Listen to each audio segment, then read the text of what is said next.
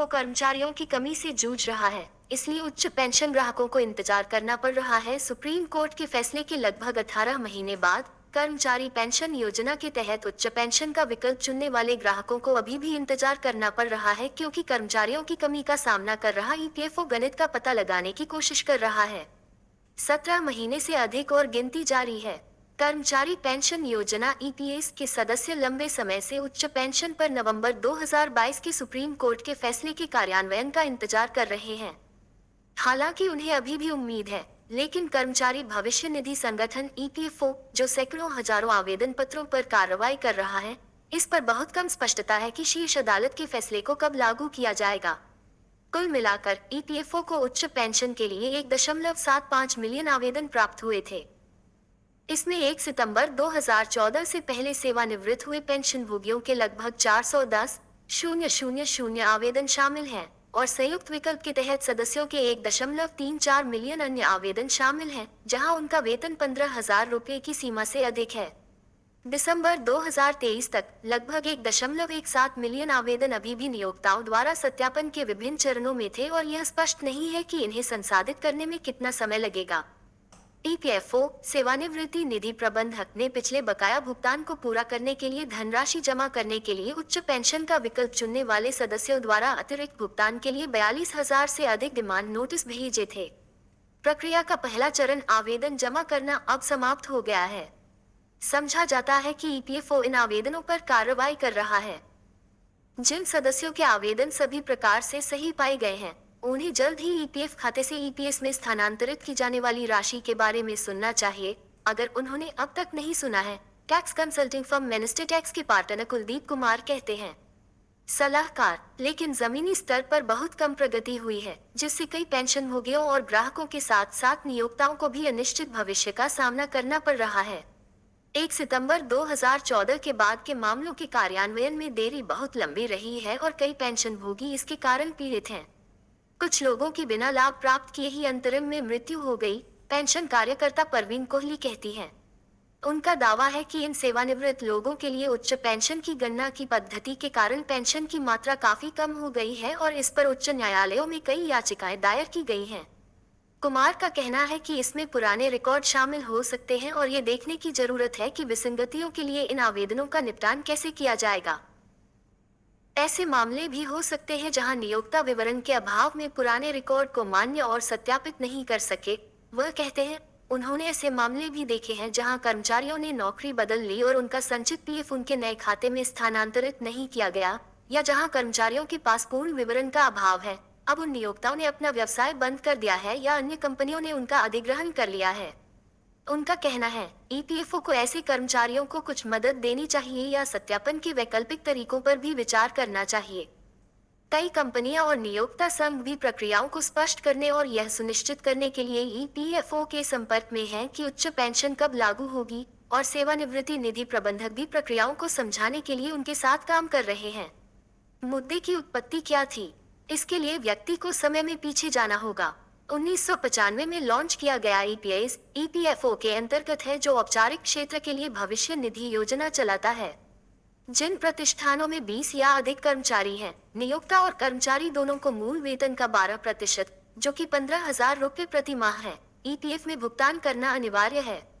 नियोक्ता के 12% हिस्से में से 8.33% ईपीएस को निधि देने के लिए उपयोग किया जाता है। केंद्र भी मासिक वेतन का 1.16% योगदान देता है। ईपीएस का एक सदस्य 10 साल की सेवा के बाद या 58 या 60 वर्ष की आयु प्राप्त करने पर पेंशन के लिए अर्हता प्राप्त करता है। भुगतान की जाने वाली पेंशन सेवा की अवधि और पेंशन योग्य वेतन के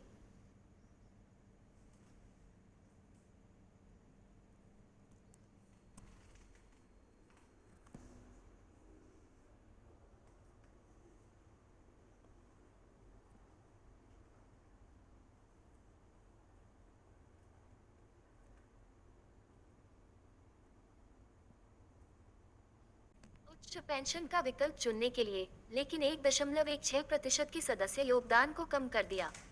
शीर्ष अदालत ने पात्र ग्राहकों को उच्च पेंशन का विकल्प चुनने के लिए 4 और महीने का समय भी दिया। तब से पुल के नीचे से काफी पानी गुजर चुका है। ईपीएफओ ने ग्राहकों को उच्च पेंशन के लिए आवेदन करने के तरीके के बारे में सलाह देने वाले कई विस्तृत परिपत्र जारी किए हैं और यहां तक कि उन्हें आवश्यक दस्तावेज प्राप्त करने में मदद करने के लिए कई बार समय सीमा भी बढ़ाई है। इसने प्रक्रिया पर ग्राहकों का मार्गदर्शन करने के लिए 9 एफएक्यू भी जारी किए हैं। उनके लिए उच्च मासिक पेंशन का आकलन करने के लिए एक पेंशन कैलकुलेटर 3000 से अधिक बैठकें आयोजित की हैं और प्राप्त आवेदनों को मान्य करने की प्रक्रिया शुरू की है। ईपीएस पर उच्च पेंशन के प्रभाव का आकलन करने के लिए एक वैमानिक अभ्यास भी चल रहा है, जो वर्षों से अनुमानित घाटे पर चल रहा है। लेकिन दांव पर लगी भारी संख्या को देखते हुए ये कोई आसान काम नहीं है। ईपीएफओ सुप्रीम कोर्ट के फैसले को तेजी से लागू करने की कोशिश कर रहा है, लेकिन यही ईपीएस कॉर्पस को बना या बिगाड़ सकता है। हमारे पास पीएफ सदस्यों का कई पीढ़ियों का पैसा है और सभी वर्तमान और भविष्य के सदस्य हितधारक हैं। सीआईआई के कार्यकारी निदेशक और ईपीएफओ के केंद्रीय न्यासी बोर्ड सीबीटी के सदस्य सौगत रॉय चौधरी कहते हैं, हमें उनके सभी हितों की रक्षा के लिए ईपीएस की रक्षा करने की आवश्यकता है। एक बड़ी चिंता ईपीएस में अनुमानित घाटा और उच्च पेंशन भुगतान का प्रभाव है। FY18 और FY19 के लिए वैमानिक मूल्यांकन के अनुसार एप्स में 37,326.94 करोड़ रुपए का घाटा था, जो क्रमशः FY16 और FY17 के लिए संयुक्त वैमानिक मूल्यांकन में 15,531.91 करोड़ रुपए के घाटे से अधिक था। हालांकि ईपीएस को आज तक नकदी प्रवाह की कोई समस्या नहीं हुई है, क्योंकि इसकी स्थापना के बाद से इसकी प्राप्तियां आउटगो से अधिक रही हैं। सदस्यों के योगदान में गिरावट और योजना के तहत पेंशन भोगियों की बढ़ती संख्या के कारण अनुमानित घाटा है। सीबीटी ईपीएफओ का शीर्ष निर्णय लेने वाला निकाय, जिसकी अध्यक्षता केंद्रीय श्रम और रोजगार मंत्री भूपेंद्र यादव करते हैं, नियमित रूप से फैसले के कार्यान्वयन की समीक्षा कर रहा है। एक स्थिति रिपोर्ट में ईपीएफओ ने रेखांकित किया था कि निरंतरता और सटीकता सुनिश्चित करते हुए और सदस्यों और पेंशन भोगियों को पर्याप्त अवसर प्रदान करते हुए आवेदनों को शीघ्रता से संसाधित करना उसका निरंतर प्रयास रहा है। इसमें इस बात पर भी प्रकाश डाला गया कि इस कार्य के विभिन्न आयाम हैं, जिसमें ये तथ्य भी शामिल है कि कई कर्मचारियों, पेंशन भोगियों और नियोक्ताओं ने अपेक्षित विवरण और स्पष्टीकरण प्रस्तुत करने के लिए अतिरिक्त समय मांगा है। ईपीएस पर उच्च पेंशन के प्रभाव का आकलन करने के लिए प्रभाव का मूल्यांकन करने के उद्देश्य से विशेष रूप से एक वैमानिक नियुक्त किया गया है। ये कहा गया था कि सभी आवेदन संसाधित होने के बाद ऐसा किया जा सकता है। जारी किए गए प्रत्येक 50,000 मानपत्रों के लिए अंतरिम वैमानिक मूल्यांकन जारी रहेगा। इसके अलावा उच्च वेतन के 52% से अधिक मामले छूट प्राप्त प्रतिष्ठानों या निजी तौर पर प्रबंधित पीएफ ट्रस्टों से संबंधित हैं, जो ईपीएफओ को केवल मामूली शुल्क का भुगतान करते हैं, और इसने शुल्क बढ़ाने का आह्वान किया था। इसने अपने कार्यबल पर भारी बोझ को भी उजागर किया था, जिसमें कहा गया था कि उच्च पेंशन का विकल्प चुनने वाले आवेदकों का एक बड़ा हिस्सा सेवा में है और इस पर ईपीएफओ का काम जारी रखना होगा। इसलिए मुख्य कार्यालय के साथ साथ क्षेत्र में पेंशन कार्य के लिए अलग कर्मचारियों की आवश्यकता है। इसमें कहा गया था, एक इन हाउस वैमानिक टीम स्थापित करने की आवश्यकता थी। ईपीएफओ ने मुद्दों पर बिजनेस टुडे की ईमेल से भेजी गई प्रश्नावली का जवाब नहीं दिया। ट्रेड यूनियन हिंद मजदूर सभा के महासचिव और सीबीटी के सदस्य हरभजन सिंह सिद्धू कहते हैं कि आवेदनों की जांच में धीमी प्रगति हो रही है, क्योंकि ईपीएफओ के पास पर्याप्त बुनियादी ढांचा नहीं है। अधिकारियों पर अत्यधिक बोझ है और मौजूदा कर्मचारियों के पास इतने सारे आवेदनों की जांच करने का समय नहीं है। इसके लिए एक अलग प्रभाग की आवश्यकता है। वह कहते हैं, ईपीएफओ में लगभग 9,000 रिक्तियां थीं, या स्वीकृत पदों का लगभग 40%, जिनमें से लगभग 4,000 हाल ही में भरे गए हैं। इस बीच 1,000 रुपये की न्यूनतम मांग